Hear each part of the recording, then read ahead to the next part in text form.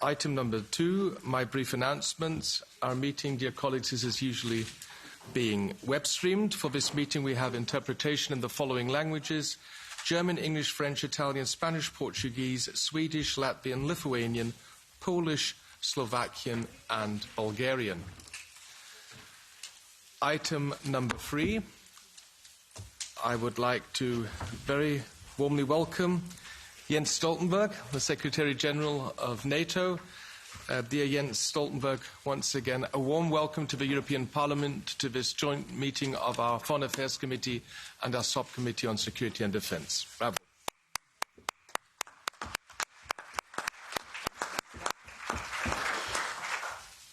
Since you last participated in a similar format in July last year, several important milestones and developments took place on the international and security scene. The Russian war of aggression against Ukraine has, as we have all witnessed, provoked a tectonic shift on the geopolitical landscape and has brought a fully fledged war back to Europe and to our borders. This shows the need for closer cooperation with NATO and like-minded allies across the globe. Secretary General, we are aware of the significant results of the recent NATO summit in Vilnius on the 11th and 12th of July. One of the key issues is Ukraine's NATO membership. Ukrainians are not only defending themselves, their freedom and their future, they are also defending our values, our freedom and our future. Another important step was the establishment of the NATO-Ukraine Council. This joint body, replacing the NATO-Ukraine Commission, will also serve as a crisis consultation mechanism between NATO and Ukraine. So, dear Secretary General, we would like to hear your views related to all questions around the Russian war of aggression against Ukraine. Another important step was and is Finland's and Sweden's access to NATO. From an EU perspective, we warmly welcome this important move. Secretary General, how do you see the balance of powers within the alliance? And finally, a point regarding EU-NATO cooperation. I warmly welcome the signature of the third joint declaration on the 10th of January. I would like to hear from you your analysis regarding the implementation of the 14 points set out in this political declaration. Importantly, European defence capabilities should be compatible and complementary with NATO, our first and foremost security guarantor. I would now like to give the floor to the Secretary General, but before, let me hand over to our chair of our subcommittee, Nathalie Loiseau, for her introductory remarks. Please. Merci David. Et au nom de la sous-commission sécurité et défense, je souhaite moi aussi souhaiter la bienvenue à M. Stoltenberg. Il s'agit de notre premier échange depuis le sommet de Vilnius. Le sujet a été brièvement abordé la semaine dernière à Tolède, lors de la réunion informelle des ministres de la Défense, à laquelle j'ai participé au nom du Parlement européen. Malheureusement, vous n'avez pas pu être présent et c'est donc une bonne occasion de vous entendre. Le sommet s'est naturellement déroulé dans le contexte de la guerre d'agression menée par la Russie contre l'Ukraine. Les attentes avant le sommet étaient élevées, tant de la part de l'Ukraine, qui espérait des plans d'adhésion clairs et des engagements en matière de sécurité, que de la part des alliés, qui espéraient des progrès pour l'adhésion de la Suède. Le renforcement de la dissuasion et de la défense de l'Alliance, en particulier sur le flanc oriental, figurait parmi les autres questions prioritaires à l'ordre du jour du sommet. Je dois dire que, s'agissant aussi bien des perspectives d'adhésion de l'Ukraine que de l'adhésion effective de la Suède, il y a eu des avancées moins déterminantes qu'on aurait pu l'espérer. Le langage concernant l'Ukraine ne marque pas une si grande différence par rapport au sommet de Bucarest, dont on a pu mesurer qu'il avait ouvert des perspectives sans donner de réelles garanties de sécurité à Kiev. Heureusement, le travail engagé, notamment en format G7, en matière de soutien à l'Ukraine, vient en quelque sorte compenser cette déception, dont vous n'êtes pas responsable, Monsieur le Secrétaire général, mais qui est toutefois réelle. S'agissant de l'adhésion effective de la Suède, je voudrais saluer vos efforts pour sortir d'une impasse imposée par la Turquie sur des motifs qui sont, hélas, sans lien avec la question fondamentale de la sécurité transatlantique. On attend toutefois avec impatience que les engagements pris par le président Erdogan se traduisent rapidement dans les faits pour que la Suède puisse enfin s'appuyer sur l'Alliance et la faire bénéficier de ses atouts propres. Vous pourrez nous dire où vous pensez que nous en sommes du point de vue de la mise en œuvre des engagements pris par le président turc. Je me félicite que les alliés, comme le souligne le communiqué du sommet, réitèrent leur engagement en faveur de la coopération Union européenne-OTAN, qu'ils considèrent comme essentielle pour la sécurité et la prospérité de la région euro-atlantique. Cette reconnaissance de la valeur ajoutée d'une défense européenne plus structurée et plus crédible met fin, ou du moins je l'espère, aux querelles inutiles et atteste du caractère complémentaire de la défense européenne par rapport à l'OTAN. Je voudrais revenir brièvement sur quelques points en ce qui concerne l'Ukraine. Chaque retard, chaque hésitation sur le type d'aide militaire à fournir à l'Ukraine ne fait que prolonger le conflit et augmenter le coût humain de cette guerre. Il ne nous suffit pas de nous engager à aider l'Ukraine aussi longtemps qu'il le faudra, même si c'est naturellement souhaitable. Dans quelle mesure les alliés sont-ils prêts à accentuer leur soutien pour que la contre-offensive puisse enregistrer des succès décisifs? Sur la formation des troupes ukrainiennes, nous menons au niveau européen un effort sans précédent en quantité. Quels progrès peuvent être envisagés pour s'assurer ensemble de la bonne coordination des efforts de formation entre l'Union européenne et certains alliés de l'OTAN et de la qualité opérationnelle de ces formations? C'est cela une bonne coopération Union européenne-OTAN. Ça n'est pas que des extraits de conclusions de sommets à intervalles réguliers. Et en ce qui concerne les plans de défense de l'OTAN, j'aimerais que vous nous parliez de la mobilité militaire. L'Union européenne a fait des efforts. Je ne suis pas sûre que ces efforts soient encore suffisants et j'aimerais beaucoup vous entendre sur ce plan-là. Je vous remercie. Thank you very much, Nathalie Loiseau, for your introductory remarks. And without further ado, I now give the floor to our Secretary-General of NATO, Jens Stoltenberg, please. Thank you so much, Mr. Chair, Madam Chair, David, Nathalie, and dear friends in the European Parliament. It is really a great pleasure to see you again, to engage with you again here in the European Parliament, because I really appreciate this expression of NATO-EU cooperation, to meet with you. And as you know, to strengthen the cooperation between NATO and the European Union has been a top priority for me since I started my tenure as Secretary General of NATO in 2014. I believe in NATO-EU cooperation because we share the same values, we share the same challenges. We are two different organizations, but we have a lot in common. As you know, 600 million Europeans live in a NATO country.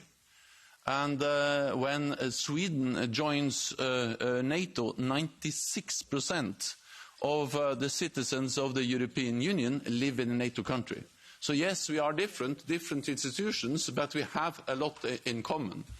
And therefore it is good to see that over the recent years we have been able to strengthen NATO-EU cooperation on cyber, on space, on critical infrastructure, on military mobility, and we work hand in hand in the Western Balkans, in Kosovo, and also in addressing the illegal migration in the Aegean Sea and in many other areas. And this is also reflected through the fact that, as you referred to, that earlier this year I signed the third joint declaration between the two EU presidents, President von der Leyen and President Michel, and then they participated in the EU summit in Vilnius.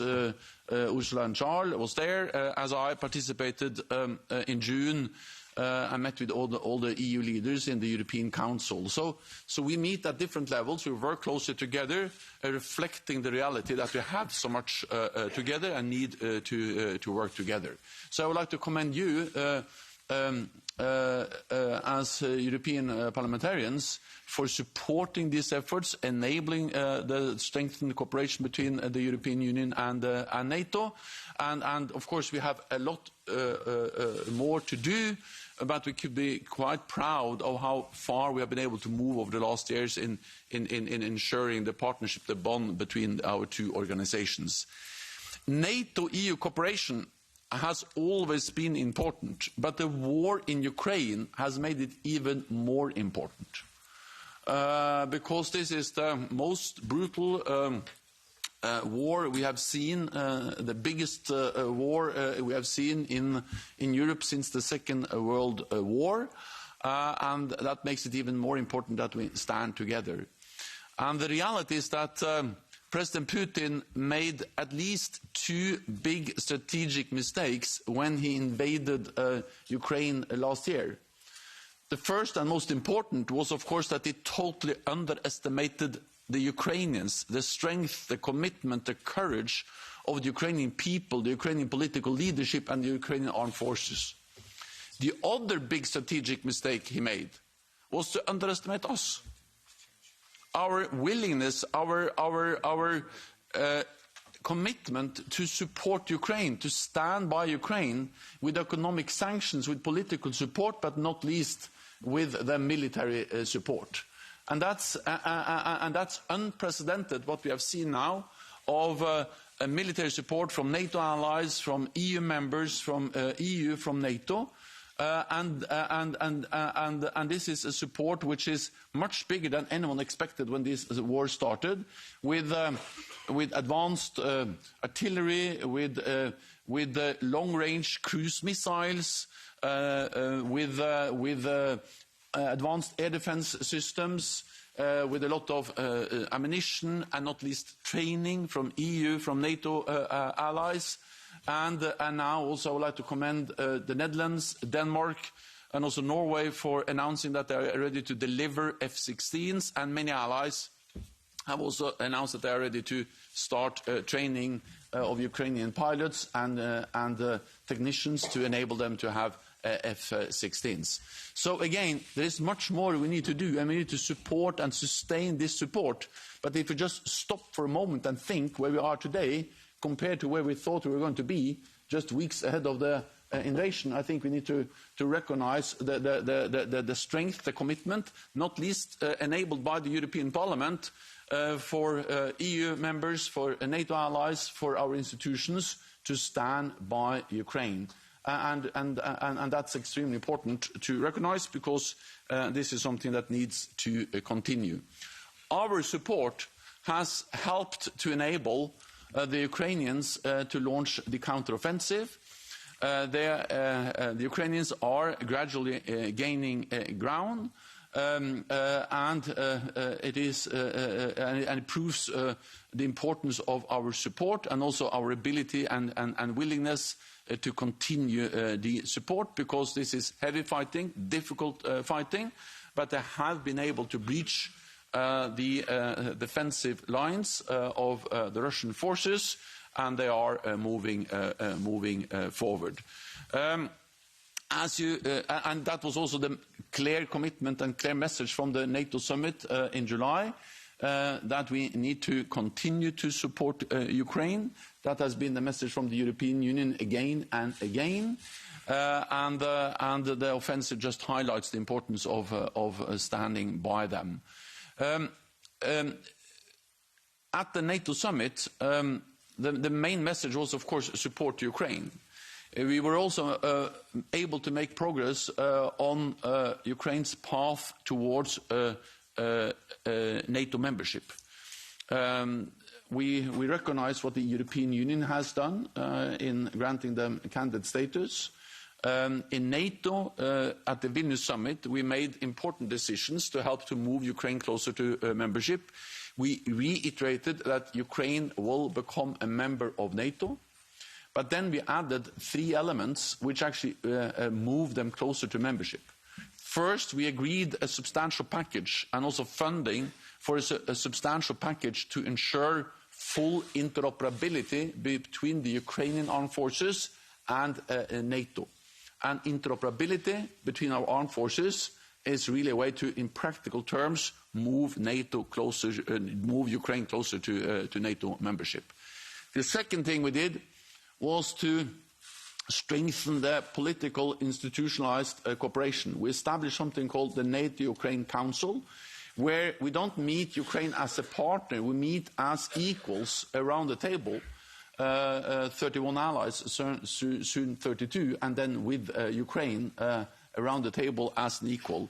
This council can make decisions It can convene on a short notice. It can address crisis, as we did just after the summit with when the grain deal was suspended.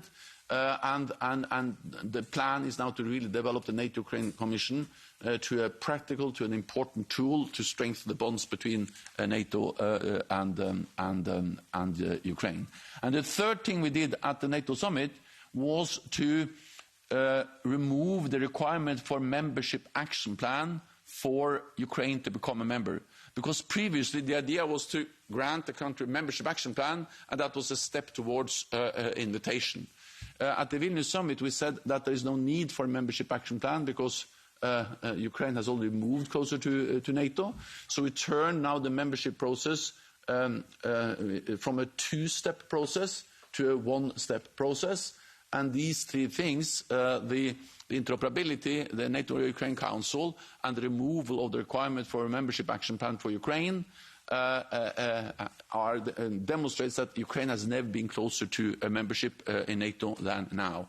And let me just end by saying that this reflects the political reality, that nations are sovereign, nations decide themselves, and Ukraine has, of course, the right to decide its own path, and it's up to Ukraine and NATO allies to decide when Ukraine becomes a member. Russia cannot veto membership for any sovereign independent state in Europe. The other main issue at the NATO summit was to strengthen our deterrence and defence, because fundamentally NATO has two tasks when it comes to the war in Ukraine. One is to support Ukraine, as NATO allies and NATO do. The second is to prevent escalation. And therefore, we have already increased our presence in the eastern part of the alliance to send a very clear message to Moscow to remove any room for misunderstanding, miscalculation, that NATO is there to defend every inch of NATO territory, one for all for one. At the NATO summit, we agreed new plans for the defense of the whole alliance. We also agreed to establish and to identify more high readiness troops, 300,000 troops on different levels of high readiness, and also have more air and naval capabilities ready to quickly reinforce if needed. The purpose of this is to prevent war. The purpose of this is to ensure that NATO continues to be the most successful alliance in history, because we have prevented any military attack on any NATO allies. And when there is a full-fledged war going on in Europe, then it becomes even more important that we have credible deterrence, and by strengthening our deterrence and defence, we are preventing war, preserving peace for NATO allies, because there is no room for miscalculation. And the third thing was that NATO allies have really now demonstrated that they are delivering on the commitment we made in 2014, because the war didn't start in February last year, it started in 2014. The full-fledged invasion happened last year, but the war, the illegal annexation of Crimea, Russia went into East Donbass in 2014.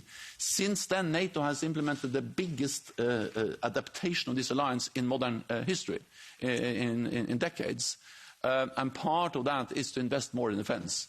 I think I've told you before that I know it's hard to allocate money for defence, because most politicians want to spend money on health, on education, on infrastructure instead of defence. But sometimes you have to invest in defence, and when tensions are going up, risks are increasing, they will have to invest more. And this year we expect NATO allies to increase defence spending by more than 8% in real terms. This is the biggest increase in decades, and it shows that allies are now, and of course most of them are also EU members, are now taking this very seriously. More money for defence also enables us to invest more in production of ammunition, which is extremely critical. I welcome the efforts, I welcome the decisions by the European Union, which goes hand in hand with what we do in NATO. In NATO we have different arrangements for joint procurement of ammunition. We have done that for many years. We have something called a NATO Support and Procurement Agency. I welcome efforts by EU members, NATO allies, to jointly ramp up production, and we work closely with the defence industry throughout the alliance in EU, but also in non-EU allied countries, to produce more, and more spending is a precondition for also increased production. Then lastly, on Sweden, first of all, it is historic that now Finland is a member of the alliance. And we have to remember the background. The background was that President Putin declared in the autumn of 2021, and he actually sent a draft treaty that he wanted NATO to sign, to promise no more NATO enlargement. That was what he sent us. And that was a precondition for not invade Ukraine. Of course, we didn't sign that. The opposite happened. He wanted us to sign a promise never to enlarge NATO. He wanted us to remove our military infrastructure in all allies that have joined NATO since 1997, meaning half of NATO, all the Central and Eastern Europe. We should remove NATO from that part of our alliance, introducing some kind of E and B or second-class membership. We rejected that. So he went to war to prevent NATO, more NATO close to his borders. He has got the exact opposite. He has got more NATO presence in the eastern part of the alliance, and he has also seen that Finland has already joined the alliance, and Sweden will soon be a full member. Because at the Vilnius summit, we agreed a statement where it was clearly expressed how Sweden will do more, follow up the agreement we had in Madrid on fighting terrorism, and also address issues related to export of military equipment. And then Turkey made it clear that they will ratify as soon as possible. This has been reiterated by President Erdogan several times. So I expect that when the Turkish parliament reconvenes later this autumn, the ratification will happen as soon as possible, which has been stated again and again. And then we will be 32 allies, and both Sweden and Finland will be members. This is good for the Nordic countries, it's good for Finland and Sweden, and it's also good for NATO, and it demonstrates that when President Putin invaded a European country to prevent more NATO, he's getting the exact opposite. I think I've used my 10 minutes or even more so I think I stop there to allow as much time as possible for comments and questions, and looking forward to our discussion, so thank you so much. Thank you very much, Secretary-General Stoltenberg, for your introductory remarks. That was good input for our Q&A session. I now first give the floor to our Chairman of the Delegation for Relations with the NATO Parliamentary Assembly, Tom van Denken de Laden. Tom, the floor is yours for 3 minutes. Thank you for the floor, David, and I also appreciate holding this very timely, important and indeed already traditional exchange of views with the NATO Secretary-General. Mr. Stoltenberg, I want to congratulate you for another year at NATO's helm, but also pay tribute to your leadership, dedication, and your commitment to keep us as Europeans free and safe. And if I look back at the Vilnius summit, I was glad to see the sustained demonstration of transatlantic unity and determination in responding to Russia's war of aggression against Ukraine. I think in Vilnius, the alliance came up with the right responses to the challenges we're facing together. It is clear that NATO remains essential for the security of our continent, the EU, and the partners in Europe and all citizens involved. And that's why I think we should continue to focus on the strong partnership between the Union and NATO. Allow me 3 short questions in that regard. The first one, beyond the obvious need to continue working together in supporting Ukraine, what indeed would you describe as the most urgent priorities of EU-NATO cooperation after the signature of the joint declaration? The second question, with regard to our legislative ambition on the joint procurement of military equipment, EDIRPA, and the Act in Support of Ammunition Production, ASAP, as well as to NATO's new Defence and Production Action Plan, what would be your assessment of the coordination between EU and NATO concerning the delivery of military assistance to Ukraine, precisely the coordination between the two? And thirdly and lastly, and I've already asked this question to you before regarding the protection of democracy, how would you assess the feasibility of effectively establishing the envisaged NATO Centre for Democratic Resilience still under your term in office. It's an institution which Congressman Gerald Connolly and I have been pleading for already in the past. Thank you so much for being here with us today and for the frank exchange. Thank you, Tom. And now I hand over to Nathalie Loiseau. She will chair the second part of our meeting. Thank you, David. Now I will give the floor to you, colleagues, starting with AFET and SEDE coordinators for 2 minutes each. And the first is Michael Gahler for EPP AFET. Thank you very much, Secretary General, for your input here and your continuous presence in our committees. I think that's very valuable for us, and I would also particularly also as the Standing Rapporteur for Ukraine, thank you for your continuous and relentless efforts and policies to strengthen Ukraine's defense capabilities and to motivate our member states to deliver constantly and more as definitely more is needed. I wonder, as you referred, and it was referred to our ongoing legislation, EDIRPA and ASAP, when it comes to better standardization and also the efforts to get the common procurement better, do you see potential in our legislative part that we can deliver better for the common cause? Do you see there concrete points where we should embark on in the immediate future? One question. Another totally different one when it comes to the grain corridor, what Ukraine has unilaterally declared as the Black Sea is not an exclusive Russian domestic sea, but an international waters. How do you see, how could we help Ukraine secure this, let's say, for the area as soon as we enter either Romanian waters or the international waters that Bulgaria. They could be, well, they are further south.